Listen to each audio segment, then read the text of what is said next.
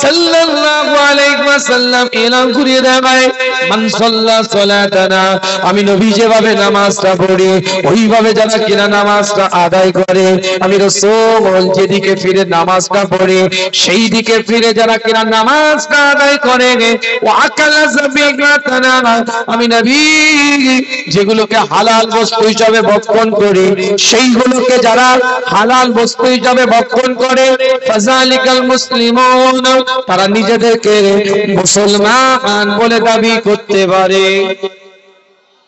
জোরে বলে, জোরে বলে। আয়াতে আল্লাহ কি বললেন ভালো করে বুঝবেন। আয়াতে আল্লাহ জানিয়ে দিচ্ছেন তোরা আল্লাহকে ভয় কর, ওয়ালা তামুতুন্না ইল্লা ওয়া আনতুম মুসলিমুন, কিন্তু যতক্ষণ মুসলমান না হোস ততক্ষণ মৃত্যুবরণ করিস না। আর হাদিসে আল্লাহ কি বলছে, মুসলমানের পরিচয় কি দিলে আমার রাসূল, বুখারীর riwayate কি বললেন আমার নবী, মুসলিমের riwayate আমার রাসূল কি জানিয়ে দিলেন, তিনটে বৈশিষ্ট্য যদি থাকে, এক নাম্বার বৈশিষ্ট্য যে নবীর মত নামাজ পড়তে হবে, দ্বিতীয় নাম্বার বৈশিষ্ট্য নবী যেদিকে ফিরে নামাজ আদায় করেছে ওই দিকে মুখ করে ওই দিকে চেহারা করে নামাজ পড়তে হবে, তৃতীয় নাম্বার বৈশিষ্ট্য আমার রাসূল মুস্তাফা তাজদারে হারাম মদিনার দুলা যেগুলোকে হালাল বস্তু হিসাবে ভক্ষণ করে সেইগুলোকে হালাল বস্তু হিসাবে ভক্ষণ করতে হবে। আমি বলি না, রাসূল মুস্তাফা জানিয়ে দেন, ফাযালিকাল মুসলিমুন, এরাই মুসলমান। জোরে বলে, জোরে বলে, এরাই মুসলমান। নবীর মত নামাজ কেমন হবে, রুকু তো করি, সিজদাটা করি, তাসবিহ তো পড়ি, জিকির তো করি, ফজরের নামাজ তো 2 রাকাতের বেশি পড়ি না, বা আপনার জোহরের নামাজ তো 4 রাকাতের কম পড়ি না, মাগরিবের নামাজ তো 3 রাকাতের কম পড়ি না, নবী যেভাবে বলেছে সেভাবেই তো নামাজ আদায় করি না। এটা তো আপনার আবার নকশা, রাসূলের মত রুকু, রাসূলের মত সিজদা, নবীর মত দাণ্ডমায় দাঁড়িয়ে যাওয়া, কিন্তু খলিজাটা নবীর মতন বানাতে হবে, দিলটাকে নবীর মতন বানিয়ে নিতে হবে, মসজিদ মুখ জীবন তৈরি করতে হবে, মসজিদে যেতে হবে, দুঃখ লাগে, কষ্ট লাগে, বেদনা লাগে, মানুষ নামাজহীন হয়ে যাচ্ছে বা জামাতের সাথে নামাজ পড়ে না, মসজিদগুলোকে বিরান করে দিচ্ছে আস্তে আস্তে। কি ভাই কথা ঠিক করছি না? 10 জন ফজরের ওয়াক্তে নামাজ পড়ে, 10 জন, কজন? 10 জন। সারা বছর ঘুরতে ঘুরতে জানুয়ারিতে ধরেন 10 জন শুরু করেছে নামাজ পড়ে, ডিসেম্বরে এসে ওই 80 বছর, 75 বছর, 90 বছরের বয়স্ক মানুষগুলোর মধ্যে 2 জন মারা গেছে। এই 2 জন কি বেড়েছে? বুকে হাত দিয়ে বলেন তো দেখি, আমার কথাটা ভালো করে বুঝবেন। মসজিদ আগে বিরান হয়, তারপরে ধ্বংস স্তূপে পরিণত হয়, ইতিহাস সাক্ষী দিচ্ছে। কথাটা মনে বুঝতে পারেন। একটা বাড়ির দিকে চিন্তা করেন না, একটা বাড়ি কখন ধ্বংসস্তূপে পরিণত হয়, যখন সেই বাড়িতে মানুষের বসবাস আর করা বন্ধ হয়ে যায়। কথা ঠিক বলছি? বসবাস যখন করে না, একটা দোকান যখন চালু হয় না, একটা শ্যাটার যখন নাড়াচাড়া করে না, অটোমেটিকই তো এটা আস্তে আস্তে ক্ষতর দিকে চলে যাবে। বাবরি মসজিদ 1992 সালে 6 ডিসেম্বর ভাঙা হয়েছে, কিন্তু ইতিহাস সাক্ষী দিচ্ছে কতদিন আগে থেকে নামাজ বন্ধ ছিল। আমার কথাটা বুঝতে পারেন? তার তো বহু বছর থেকে নামাজ বন্ধ ছিল। তারও আগে নামাজ যখন চালু ছিল, এলাকায় সংখ্যায় মুসল্লি মুসলমানের সংখ্যা কম থাকার কারণে, মাইনরিটি পার্সেন্টেজ কম থাকার কারণে আরো সেখানে বিরান আগে হয়ে গিয়েছে, তারপরে আস্তে আস্তে ওটা ধ্বংসের স্তূপে পরিণত হয়েছে, আবার পরবর্তীতে কেউ ধ্বংস করে দিয়েছে। আমার কথা কিছু বুঝতে পারছেন না? বুঝতে পারেন?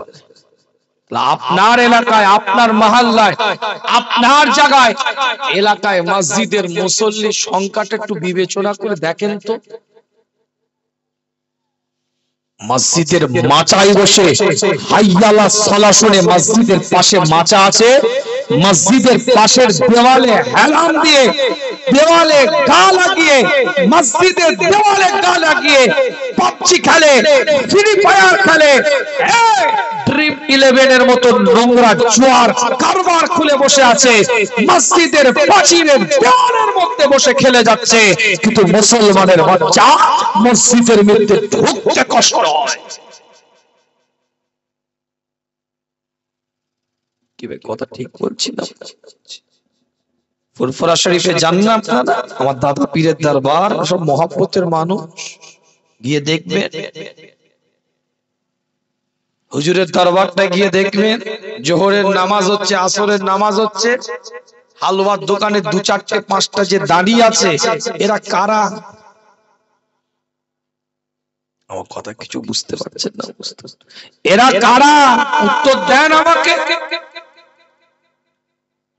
এ হুজুরকে দাওয়াত করতে করতে আরেক হুজুরের বাড়ি পর্যন্ত পৌঁছাতে আসরে কাজা করলে, ইসলাম তোমাকে অধিকার কোথা থেকে দিল? প্রশ্নের উত্তরটা দাও তো আমায়। আমার কথাটা ভুল হলে প্রতিবাদ করেন, না হুজুর আপনি ভুল কথা বলছেন। আমি আপনাদের পীরের আওলাদ, আমার কথা বলার অধিকার আছে না নাই? জোরে বলেন, আছে না নাই? আমি মুজাদ্দিদে জামানের বাড়ির আওলাদ, সিদ্দিকে আকবরের খুনটা আমার শরীরের মধ্যে আছে। আমি কুরাইশ গোত্রের মানুষ, হাশেমি খানদানের মানুষ। আপনার দাদা পীরের রক্ত, ব্লাড, খুন নিয়ে আপনার গ্রামে এসেছি। আমার অধিকার আছে। আপনার পায়ে ধরেও আমি বোঝাতে পারি, আবার দরকার হলে কারো কলার ধরেও আমি হুমকি দিতে পারি। কথা ঠিক বলছে। এই অধিকার যদি বাংলায় আমার না থাকে, আমার উঠে স্টেজে ওয়াজ করা উচিত নয়। যেখানে অধিকার নেই, কিসের সম্পর্ক আপনার সাথে? আপনার স্ত্রীর সাথে আপনার কতক্ষণ সম্পর্ক? যতক্ষণ আপনার অধিকার আছে। কেউ যদি কারোর স্ত্রীকে ডিভোর্স পেপারে সইটা করে দেয়, অধিকার ছিন্ন হয়ে গেল, আর তার অধিকার থাকে না, সম্পর্কও থাকে না। বাপের প্রতি সন্তানের অধিকার তখনই থাকবে যতক্ষণ তার প্রতি সন্তান হিসাবে বাপ মান্যতা দিবে। বাপ যদি মনে করেন আমার ছেলে তুই নয়, চল যা, কি অধিকার নেবেন আপনি? আজকে আপনার পীরের আওলাদ, আমার অধিকার আছে আপনাদের সাথে একটু কথা বলা।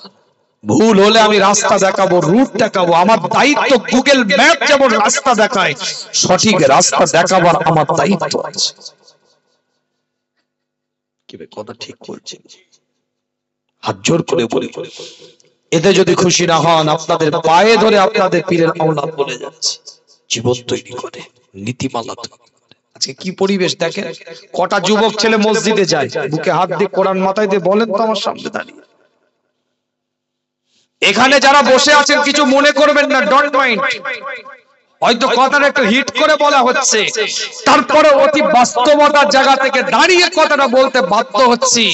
এখানে যারা বসে আছেন, চ্যালেঞ্জ করলাম, এখানের মধ্যে এমন অনেক মানুষ বসে আছে এখনো পর্যন্ত এশার নামাজটা পড়েনি। কি ভাই কথা ঠিক বলছি?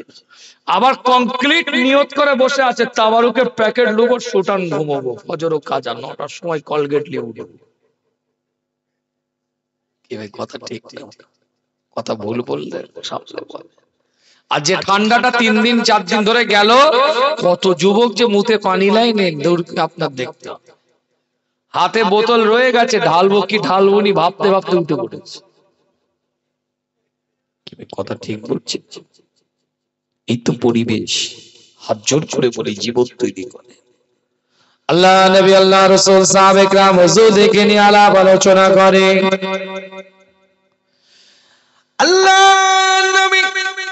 নবী নবী মুহাম্মদুর রাসূলুল্লাহ সাল্লাল্লাহু আলাইহি ওয়াসাল্লাম সাহাবে کرام হুজুরদের দিকে লক্ষ্য করে প্রশ্ন করে, তোমাদের বাড়ির সামনে যদি কোনো একটা পুকুর থাকে, যদি কোনো জলাশয় থাকে, সেই পুকুরের মধ্যে, সেই জলাশয়ের মধ্যে যদি কেউ ডেইলি 5 বার নিজের শরীরটাকে ধৌত করতে থাকে, তার শরীরের মধ্যে কি কোনো ময়লা থাকে? সাহাবে کرام হুজুরা বলে, ইয়া রাসূলুল্লাহ, ইয়া হাবিবাল্লাহ হুজুর, ডেইলি 5 বার শরীরটাকে ধৌত করলে তার শরীরের মধ্যে কোনো ময়লা থাকে না।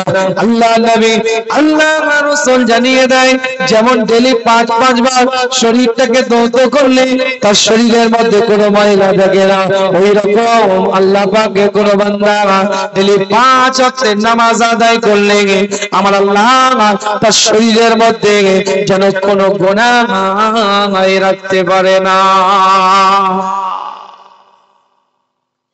জোরে বলবেন আল্লাহ নবী, নবী মুহাম্মদুর রাসূলুল্লাহ সাল্লাল্লাহু আলাইহি ওয়াসাল্লাম ফজরের নামাজ আদায় করেছে। হুজুর আমার মসজিদে নববীতে ফজরের নামাজ হুজুর আদায় করেছে। আল্লাহ নবী, আল্লাহ রাসূল ফজরের নামাজের পরে তাসবিহ পড়তেন, জিকির আজকার করতেন, মুরাকাবা মুশাহিদা করতেন, তাজকিয়া নফসের মধ্যে লিপ্ত থাকতেন। আল্লাহ নবী, নবী মুহাম্মদুর রাসূলুল্লাহ সাল্লাল্লাহু আলাইহি ওয়াসাল্লামের সমস্ত সাহাবারা আমার নবীর সাথে সাথে জিকির আজকার করতেন, মাসকুন দোয়াগুলো পড়তেন, দোয়া দরুদ তাসবিহের মধ্যে লিপ্ত থাকতেন। আল্লাহর নবী, আল্লাহর রাসূল লক্ষ্য করে দেখে একজন সাহাবে کرام হুজুর প্রত্যেকটা ওয়াক্তে ফজরের নামাজ আদায় করার পরে গুটি গুটি বাড়ির দিকে চলে যায়, আর দাঁড়ায় না, সবাই জিকির আজকার করে। ওই সাহাবে کرام হুজুর জিকির আজকার করে না। আল্লাহর নবী ওই সাহাবাটার দিকে লক্ষ্য করে একদিন প্রশ্ন করলেন, আমার সাহাবা, সমস্ত সাহাবে کرام হুজুররা আমার সাথে বসে ফজরের নামাজের পরে জিকির করে, মাসনুন দোয়াগুলো পড়ে, তাসবিহগুলো আদায় করতে থাকে, তুমি কেন চটজলদি বাড়ির দিকে চলে যাও? আল্লাহ নবী, আল্লাহ রাসূলের সাহাবা হুজুরের চোখ দিয়ে পানি পোশাটা গড়িয়ে যায়। আল্লাহ নবী, আল্লাহ রাসূলের দিকে লক্ষ্য করে বলে, ইয়া রাসূলুল্লাহ, ইয়া হাবিবাল্লাহ হুজুর, আমার মনটা চায়, আমার অন্তরটা কাঁদে, আমার দিলটা কাঁদে, আপনার অন্যান্য সাহাবাদের মতো আমি একটু জিকির আজকার করি, আপনার অন্যান্য সাহাবাদের মতো আমি একটু মাসনুন দোয়াগুলো করি, আপনার অন্যান্য সাহাবাদের মতো আমি আপনার সাথে বসে বসে, আপনার মাজলিসে বসে বসে একটু ফয়সাল হই, কিন্তু হুজুর আমি আপনার দরবারে এই মসজিদে নববীর মধ্যে নামাজ আদায় করতে আসি, আমার স্ত্রীকে একটা গর্তের মধ্যে রেখে দিয়ে আসি। হুজুর আমি তাড়াতাড়ি বাড়ির দিকে যাই, আমি গর্তের মধ্যে প্রবেশ করি, হুজুর আমার কাপড়টাকে খুলে আমি স্ত্রীকে দিয়ে দিই, স্ত্রী আমার এই কাপড়টা পরে নিজের ফজরের নামাজটা আদায় করে। ইয়া রাসূলুল্লাহ,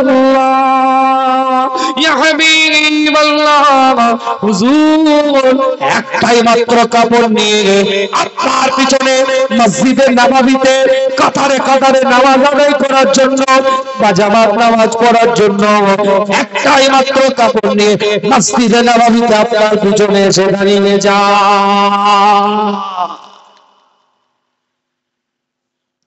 একটা কাপড় নিয়ে নবীর পিছনে গিয়ে নামাজ আদায় করছে। কিছু বুঝতে পারছে? সূরাতুল আল ইমরান 3 নম্বর সূরা 96 নম্বর আয়াত। এক একটা দলিল দেব আপনাদের খিদমতে। আল্লাহ পাক কোরআনের মধ্যে জানিয়ে দেয়, ইন্না আউওয়ালা বাইতি উদিয়া লিন-নাস লাল্লাযী বিবাক্কাতা মুবারাকান ওয়া হুদান লিল আলামিন। আল্লাহ পাক কোরআনের মধ্যে জানিয়ে দেয়, পৃথিবীর প্রথম ঘর হচ্ছে কাবা বাইতুল্লাহ। ইন্না আউওয়ালা বাইতিন ওয়াদিয়া লিন-নাস, যেটা মানুষের জন্য বরাদ্দ করা হয়েছে, মুমিনদের জন্য বরাদ্দ করা হয়েছে, লাল্লাযী বিবাক্কাতা, যেটা বাক্কার মধ্যে অবস্থিত। আল্লাহ পাক কোরআনের মধ্যে জানিয়ে দেয়, পরিষ্কার করে যারা কাবাতে গেল, যারা কাবার সামনে গিয়ে দাঁড়িয়ে গেল, আল্লাহ পাক তাদেরকে মোবারক বানিয়ে দিল। যারা কাবার সামনে দাঁড়িয়ে গেল, হুদাল লিল আলামিন, আমি আল্লাহ এই কাবাটাকে পৃথিবীর মানুষের জন্য হেদায়েতের কারখানা বানিয়ে দিলাম। তাম বিশ্বটা যেদিন তামা হয়ে যাবে, তাম বিশ্বটা যেদিন ধ্বংস হয়ে যাবে, ইজা জুলজিলাতিল আরদু জিলজালাহা, যেদিন জমিনটা কেঁপে উঠবে, হুররিকাত লিকিয়ামিন সাআতি, যেদিন কিয়ামতটা সংগঠিত হবে, ওয়া আখরাজাতিল আরদু আসকালাহা, এই জমিনটাকে আল্লাহ বলে দিবে, জমিন তুই বমি করে দে, জমিন তুই কাই করে দে, জমিন বমি করে দিবে, কাই করে দিবে। আমওয়াত দেখা ওয়া কুনুজহা, আমি বলি না, কোরআন বলছে লাশসমূহ এবং খনিজ দ্রব্যসমূহ বেরিয়ে আসবে, তাফসীরের riwayতের মধ্যে এসেছে। तमाम বিশ্বটা যেদিন তামা হয়ে যাবে, আমার আল্লাহ এই কাবা বাইতুল্লাহটাকে জান্নাতে যাওয়ার নির্দেশ দিবে। কাবা বাইতুল্লাহ জান্নাতে যাবে। ইন্না আউওয়ালা বাইতিন ওয়াদিয়া লিন-নাস, যেটা মানুষের জন্য বরাদ্দ করা হয়েছে, পৃথিবীর প্রথম ঘর, এই কাবা জান্নাতের দিকে যেতে থাকবে। तमाम পৃথিবীর বুকে যত মসজিদ গুলো আছে, সমস্ত মসজিদ গুলো এই কাবা বাইতুল্লাহর অংশ। এই মসজিদ গুলো কাবা বাইতুল্লাহর সাথে লেগে যাবে। কাবা বাইতুল্লাহ জান্নাতের দিকে যাবে, মসজিদ গুলো জান্নাতের দিকে যাবে। যেমন রেলের ইঞ্জিনটা আগে থাকে, বগিগুলো পিছনে থাকে, রেলের ইঞ্জিন যেদিকে যায় বগিগুলো সেই দিকে যায়। কাবা বাইতুল্লাহ জান্নাতের দিকে যাবে। तमाम পৃথিবীর মসজিদ গুলো জান্নাতের দিকে যেতে থাকবে। রেল যেমন প্যাসেঞ্জার বিগিন যায় না, মসজিদ গুলো ওই রকম মুসল্লি বিগিন যাবে না। কাবা বাইতুল্লাহটাকে আল্লাহ জান্নাতি বানিয়ে দিবে। तमाम পৃথিবী মসজিদ গুলোকে আল্লাহ জান্নাতি বানিয়ে দিবে। আর तमाम পৃথিবীর মসজিদের মুসল্লি গুলোকে আমার আল্লাহ মসজিদের ওসিলায় জান্নাতি বানিয়ে দিবে। জোরে বলে, চিৎকার দিয়ে বল। মসজিদের উন্নয়ন সাবজেক্ট বিষয় ঠিক আছে তো, নাকি অসুবিধা হচ্ছে আপনাদের? আসল উন্নয়ন করেন, আসল উন্নয়নের দিকে মন দেন। টাকা পয়সা অর্থ সম্পদ লাগবে, নালে মসজিদ চলবে না। 100 বার আমি মেনে নিচ্ছি, কিন্তু মনে রাখবেন আজকের এই মাহফিলটা করার পরে কালকে হিসাবে কত টাকা উদ্বৃত্ত হলো এটা তো হিসাবে আসবে। লাভবান কতটুকু হলেন আপনি জালসা করে, মসজিদের উন্নয়নে কতটা লাগাতে বললেন অর্থ, অবশ্যই এটা হিসাবে আসবে। কিন্তু প্রকৃত উন্নয়ন তখনই হবে যখন ফজরের কাতারে এই মাহফিলটা হওয়ার পরে দুটো মুসল্লি অতিরিক্ত নতুন দাঁড়াবে, তবেই প্রকৃত মসজিদের উন্নয়ন আপনি করতে পারবেন। কি ভাই, কথা ঠিক না?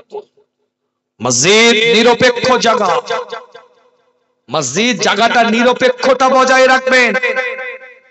আপনি পার্টি করেন, পলিটিক্স করেন, সমাজে আপনার দাপট আছে, মান্যতা আছে, কথার একটা ওয়েট আছে, ব্যাকিং আছে, সব মেনে নিলাম। আপনার পলিটিক্স মসজিদের প্রাচীরের বাইরে থাকবে।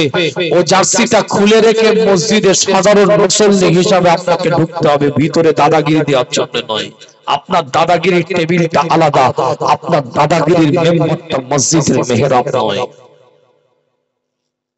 কথা ঠিক বলছেন? পার্টি করেন, পলিটিক্স করেন, রাজনীতি করেন, এটা আপনার গণতান্ত্রিক অধিকার, সাংবিধানিক অধিকার, আপনি করে যান। একটা মাদ্রাসা নিরপেক্ষতার জায়গা থাকবে। মাদ্রাসা কোনো রাজনৈতিক কারণে হতে পারে না। মাদ্রাসায় একটা গ্রামে 5টা দলের লোক থাকবে, 5টা দলের লোকেরই সহযোগিতায় মসজিদ মাদ্রাসা চলবে। 5টা লোকের পরামর্শতেই, 5টা দলের লোকের পরামর্শতেই প্রতিষ্ঠান চলবে, মাদ্রাসা চলবে। ঠিক মসজিদ, একটা গ্রামের মসজিদে আশপাশে 5টা দলের লোক থাকতে পারে, প্রত্যেকটা মসজিদ লোকের পরামর্শতে মসজিদ চলবে, প্রত্যেকটা দলের লোকের কথাকে মান্যতা দিয়ে আপনাকে মসজিদ চালাতে হবে, নিরপেক্ষতার জায়গা থেকে পরিচালনা করতে হবে, দলবাজি করে পলিটিক্স করে নয়। কি কথা ঠিক বলছি না? আপনি রাজনীতি করেন করে চান, আপনার গায়ে কালার লাগানো আছে, ওই কালারটা মসজিদে লাগাতে যাবেন না। কি কথা ঠিক না? আপনি রাজনীতি করেন, পলিটিক্স করেন, আপনার গায়ে রং লেগে আছে, ওই রংটা মাদ্রাসায় লাগাতে যাবেন না। স্বচ্ছ রাখেন ওই জায়গাটাকে। কি কথা ঠিক বলছি? আপনি পার্টি করেন, পলিটিক্স করেন, রাজনীতি করেন, অন ম্যাটার, ব্যক্তিগত বিষয় 100 বার আপনি করে যান। সংবিধান আপনাকে অধিকার দিয়েছে, গণতন্ত্র দেশে গণতান্ত্রিক ভাবে আপনি পলিটিক্স রাজনীতি করে যান, এটা আপনার ব্যক্তিগত ব্যাপার। কিন্তু আপনার গায়ে যে পলিটিক্সের রং লেগে আছে, রাজনীতির রং লেগে আছে, রাজনীতির কালার লেগে আছে, ওটা জালসার মাহফিল, ওয়াজের মাহফিলে ওই রংটা কিন্তু লাগাতে যাবেন না। এই জায়গাটাকে নিরপেক্ষতার জায়গায় রাখেন। আমার কথা ভুল হচ্ছে, সামনে প্রতিবাদ করবেন, পিছনে নয়। এই পর্তাবে কাইয়ুমের বাড়ির ছেলে, আমি বড় হুজুরের বাড়ির আওলাদ। মুজাদ্দেদে জামানের পূর্ণ কামালিয়াতের অধিকারী আব্দুল হাই সিদ্দিকী রাহমাতুল্লাহ আলাইহি গাদ্দিনেশন পীর, বড় হুজুরের পোতা আমি। আমার দাদাজান বলতেন, হক কথা বলবে, মানুষ যদি ন্যায় যাবে আর না হলে ঘরে বসে থাকবে, যা রেখে যাচ্ছে তোমার ছেলে ছেলে চলে যাবে। জালসা নেশাই করি, পেশাই নয়, পেটের দায়ে রাত 1টার সময় জন খাটতে উঠি নিয়ে গেল, তোমার বান্ডিলে নেশায় ওয়াজ করছি, পারবো না। আমার কথা কিছু বুঝতে পারছেন? 17 বছর জালসার লাইভ হয়ে গেল, 2006 সাল থেকে ওয়াজ করছি। এই 17 বছরের জলসার ডায়েরির বস্তাটা আপনার হাতে তুলে দেব। এক একটা দিন আল্লাহর শুকর, বহু প্রোগ্রাম থাকে, প্রত্যেকটা জালসাতে দুটো করে নাম্বার দেওয়া আছে, মোবাইলে ফোনটা করে একটু দেখে নিতে পারেন, শুনে নিতে পারেন তাদেরকে যে হুজুরকে যখন হাদিয়াটা দিতে গিয়েছিলে, কি হুজুর দেখে নিয়েছিল, গুনে নয় দেখে নিয়েছে, এভাবে টাকাটা দেখে আমি নিয়েছি, এটা যদি কোনো কমিটি প্রমাণ দিতে পারে, জীবনে আর নবীর মেম্বারে উঠে ওয়াজ করব না, চ্যালেঞ্জ করে গেল। না, আমি হক কথা বলবো না তো কে বলবে? ব্যবসাদার বক্তা, ধর্মটাকে যারা ব্যবসা বানিয়েছে, যাদের চাকাটা বান্ডিল ছাড়া ঘুরে না, এই কথা বলে না কেন? কথা ভুল বললে সামনে প্রতিবাদ করবে। আপনি হাদিয়া দেন, নজরানা দেন, আমি দোষ নেই, 100 বার দেন, 1 কোটি দেন, 10 কোটি দেন, তো মনে রাখবেন আমার খুলুসিয়াত যদি ঠিক না থাকে সব বেকার হয়ে যাবে। আপনি এমনি দেন না, তাকে চাইতে হবে কেন? চাইলেই তো মুশকিল। আমার কথাটা কিছু বুঝতে পারেন? আমি পীরের আওলাদ, আমাকে আপনি বিরাট ভালোবাসেন, বিরাট, আপনি আমার ফ্যান ভক্ত, দেন না আপনি 1 লক্ষ টাকা আপনার হাতে তুলে দেন, ওই হুজুরকে চাইতে হচ্ছে কেন যে আমি 1 লাখ টাকা না হলে যাব না, 50,000 টাকা না হলে যাব না, এটা বলতে হচ্ছে কেন? আপনি এমনি দেন না, তাহলে সে হুজুর বেঁচে যাবে ফতোয়ার জায়গায়। আমার কথাটা কিছু বুঝতে পারছেন না? বুঝতে পারেন? আপনি যখন এমনি দিচ্ছেন 1 লক্ষ টাকা, তখন ওটা হাদিয়া হচ্ছে, আর আমি যখন বলে দিচ্ছি যে 1-এর কমে যাব না, 50-এর কমে যাব না, ওটা তখন আর হাদিয়া থাকছে না, ওটা চুক্তিবদ্ধ এগ্রিমেন্ট হচ্ছে। আপনি এমনি দেন না, আপনি তার পাগল, আপনি আমার মহব্বতের মানুষ, উনার মহব্বতের মানুষ, তিনার মহব্বতের মানুষ, বলতে হবে কেন? আমার কথা কিছু বুঝতে পারছেন? জীবন তৈরি করে। ইসলাম নাটক, অভিনয়, ড্রামাবাজি পছন্দ করে না। ইসলাম কারো বাবার সম্পত্তি নয়, রেলের রাস্তায় চলে, গরু পরে কেটে বেরিয়ে চলে যায়, ছাগল পরে কেটে বেরিয়ে চলে যায়, মানুষ পরে কেটে বেরিয়ে চলে যায়। রেল কিন্তু রেলের রাস্তায় চলে, রেলের গতিপথ কিন্তু পরিবর্তন করে না। ওই রকম শরিয়তের রাস্তায় চলবে, পীর সাহেব পড়বে কেটে বেরিয়ে চলে যাবে, পীর চাঁদা পড়বে কেটে বেরিয়ে চলে যাবে, আলেম পড়বে কেটে বেরিয়ে চলে যাবে, মৌলানা পড়বে কেটে বেরিয়ে চলে যাবে, ইমাম পড়বে কেটে বেরিয়ে চলে যাবে। শরিয়তের রাস্তায় চলবে। শরিয়ত তোমার বাবার সম্পত্তি নয় যে তোমার মতে চলবে। এই কাঁচার মরবত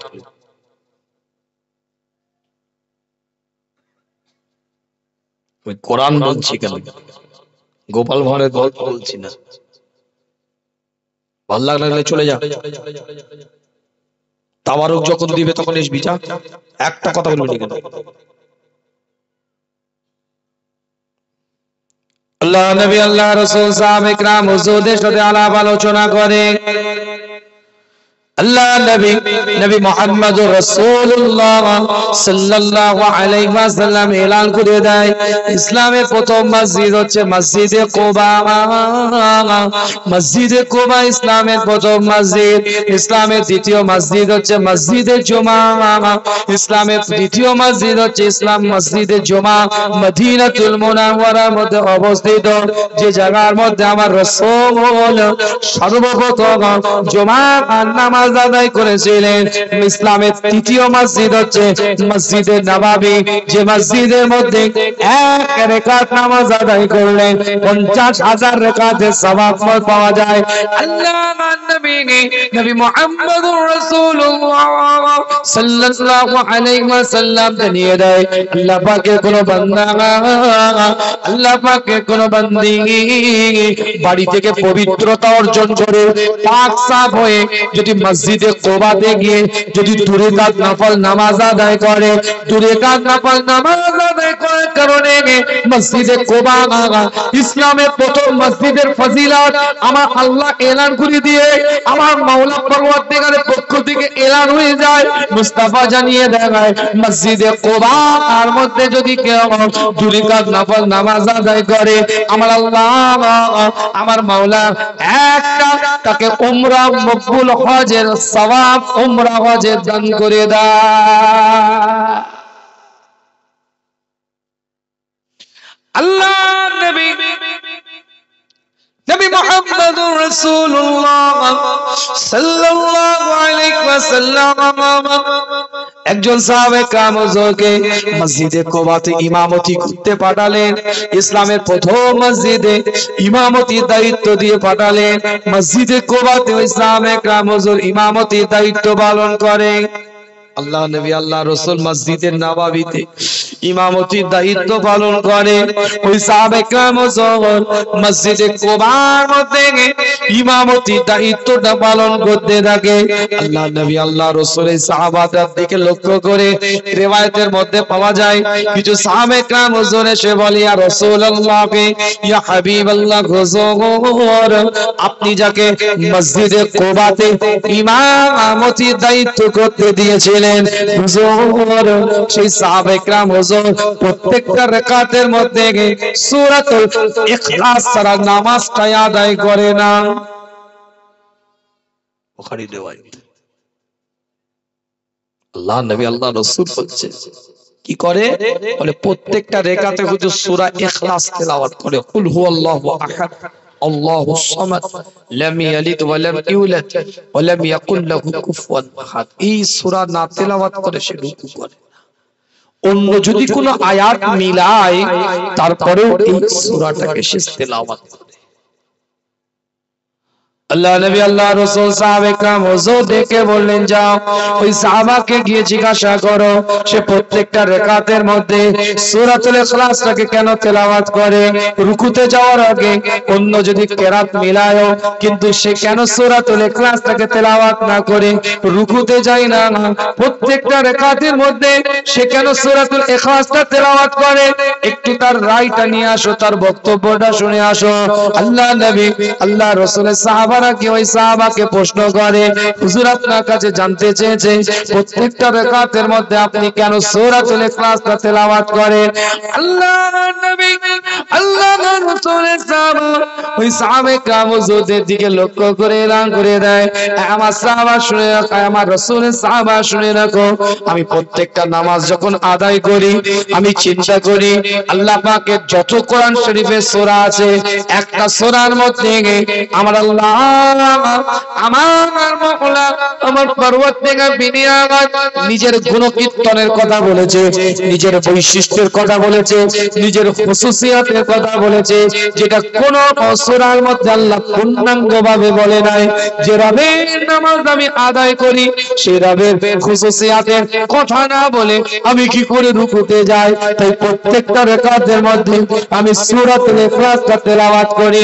আল্লাহর নবী আল্লাহর রাসূলের দরবারে এসে সাহাবে کرام হুজুররা যখন বলে ইয়া রাসূলুল্লাহ ইয়া হাবিবাল্লাহ হুজুর ওই সাহাবা এই কথা বলে, আল্লাহর নবী আল্লাহর রাসূল জানিয়ে দেন ওই সাহাবা যেমন সূরাতুল ইখলাসকে মহব্বত করে প্রত্যেকটা রাকাতে তেলাওয়াত করে, আমার আল্লাহ ওই সাহাবাকে মহব্বত করে সূরাতুল ইখলাসের ওসিলায় তাকে জান্নাতি বানিয়ে দেয়।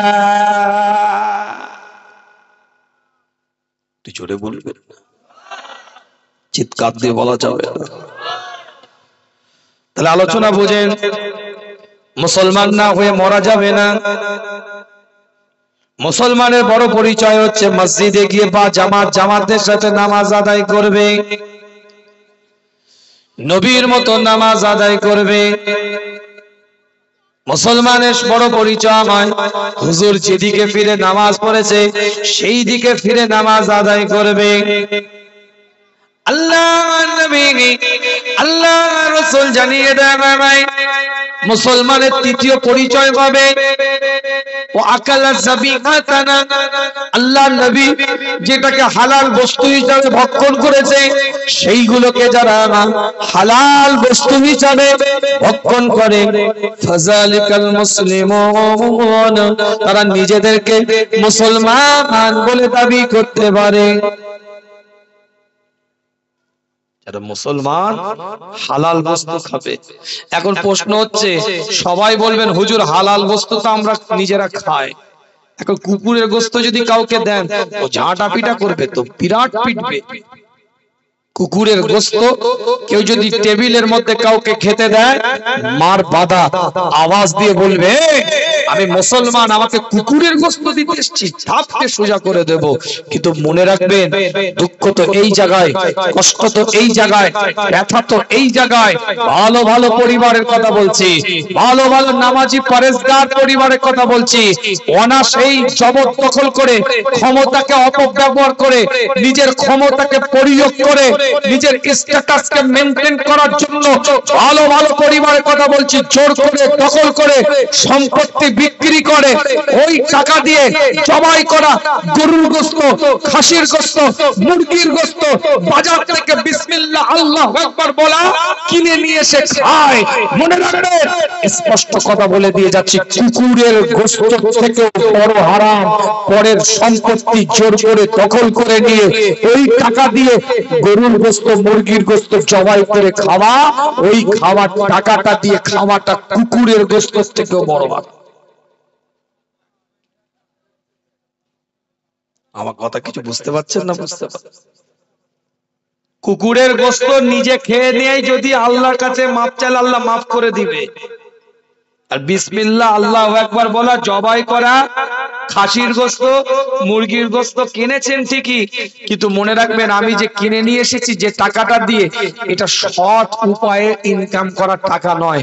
এর মধ্যে ফেরেববাজি আছে, ধান্দাবাজি আছে, চিটিংবাজি আছে, অসৎ উপায়ে ইনকাম করে এনেছি, ওটা 3 ডবল হারাম। সংগীত আলোচনা আপনাদের খেদমতে বিদায় নেব। ছোট্ট করে বলে দিয়ে যায় আপনাদের কাছে, জীবন তৈরি করে মুসলমানের পরিচয় দিতে হবে, ইমানদারের পরিচয়টা দিতে হবে। হাঁটা চলা কথাবার্তা কার্যকলাপের মধ্যে দিয়ে আল্লাহ রাসূলের যুগের মধ্যে একজন ইহুদি একটা রাস্তা দিয়ে হেঁটে হেঁটে যাচ্ছে, রাস্তার উপর একটা পাথর দেখতে পেয়েছে, পাথরটাকে হাতে করে তুলে নিয়ে বলে, এটা মুসলমানের রাস্তা নয়, এটা মুসলমানের যাওয়ার পথ নয়। কেন? মুসলমান যে রাস্তাটা দিয়ে যায়, যে পথটা দিয়ে যায়, সেই পথের উপরে, সেই রাস্তার উপরে পাথর পড়ে থাকতে পারে না। কেন? মুসলমানের কাজই হচ্ছে রাস্তা থেকে কষ্টদায়ক বস্তুটাকে সরিয়ে দেওয়া। পানি শেষ করে দেব। আসেন সকলে রাসূলের সামনে দাঁড়িয়ে একটু সালাতুস সালাম পাঠ করি। কেন বৃষ্টি এসেছে, বেশি কোনো আলোচনা হবে না, তাবারুক দেওয়া হবে, প্যাকেটটাকে সব রেডি করে ফেলেন। ইয়া নবী সালাম।